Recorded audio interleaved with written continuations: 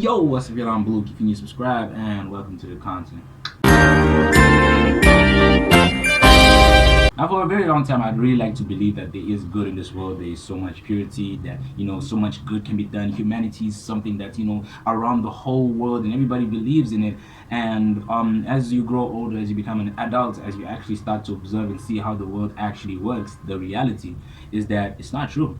It's not true. Not everything is good. Not everything's sunshine. Not everyone's positive. No one ever is thinking about, other people other than themselves. Everybody's, absorbed in their own little world, their own little bubble. This kind of weird, kind of like, I don't know, pocket universe that they surround themselves with, and it's seriously toxic. It's seriously awful. It's seriously, disgusting for this type of generation. And it's like I've learned to accept that. I've learned to accept that some people are just horrible human beings. Like the way their mind and psychology works is like, maybe when it comes to my moral standards, it's absolute bullshit. And it's just like, okay, I have to accept that the world is not as good as I thought it would be.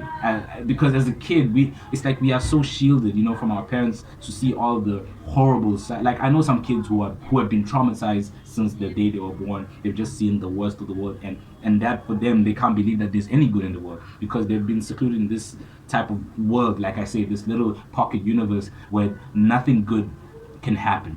Like it's not a real thing. So I've come to understand that it's a balance. Like, that's how it's supposed to be. Like, how there is good, there will always be evil. Like how there is equality, there will be, inequality. Just like how there is riches and, good living, there's poverty and suffering. So once you realize this, you kind of, have to accept that that's how the world is supposed to work.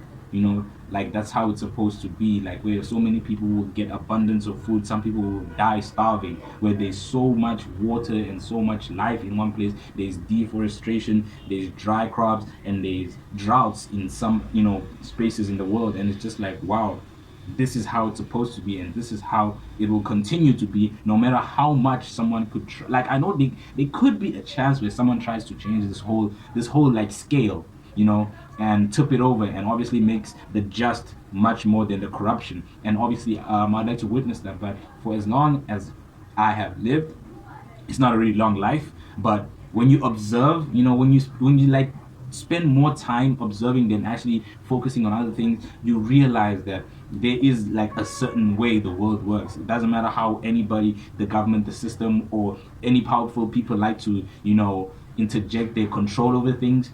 There is just one way the world works, and that keeps the balance, that keeps the peace, I guess, in a way. Not really, but it's just like, that's what's stopping the whole world from like imploding, like destroying itself completely.